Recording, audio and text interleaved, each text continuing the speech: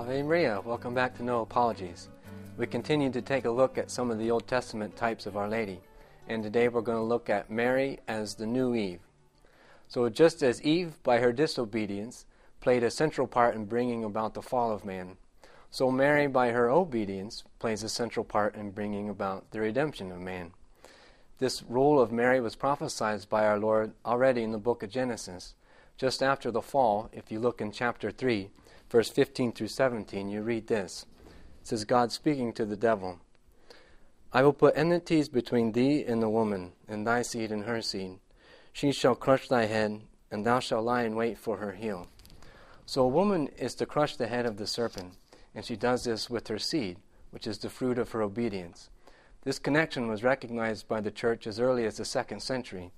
St. Justin Martyr wrote about it in the year 155, which is really just 50 to 60 years after the death of St. John the Apostle. And St. Irenaeus writes about it around the year 180, and he just simply puts it like this. The knot of Eve's disobedience was undone by Mary's obedience. But what's more is we can actually look in the Old Testament and see prefigurements of this role being played out within the history of Israel. And we're going to look at two of these examples. The first is in the book of Judges in chapter 4. In that chapter, we read about a battle which is about to take place between Israel and the Canaanites. At that time in Israel, there is a prophetess named Deborah, and she prophesies that the Lord indeed would give Israel the victory, but that Sisera, the Canaanite general, would flee from the field and be delivered into the hands of a woman.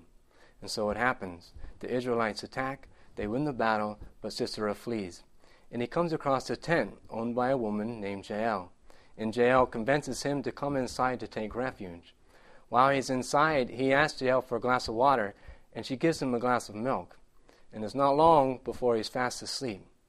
And as soon as he's asleep, Jael sneaks up to him, puts a tent peg to his temple, and hammers it through his skull into the ground. So Jael crushes the head of Israel's enemies with the tent peg. Now the second example we want to look at is in the book of Judith, chapter 12 and chapter 13. In these chapters we see a similar situation. Israel is being threatened, this time by the Syrian army, whose commander's name is Holofernes. They're on the brink of despair when Judith approaches the elders. She upbraids them for their lack of faith, and then she convinces them to let her carry out a plan to save Israel.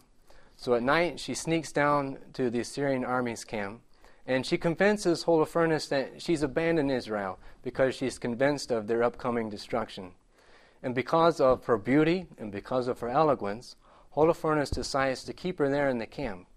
But at her request, he gives her permission to leave the camp at night in order to go to pray to the Lord. Now on the 4th night, Holofernes has a party, and he drinks too much, and he ends up being passed out in his chambers. Judith sneaks up, takes his own sword from his scabbard, and cuts his head off. She puts his head in her basket, and just like the 3 nights before, walks right out of the enemy camp.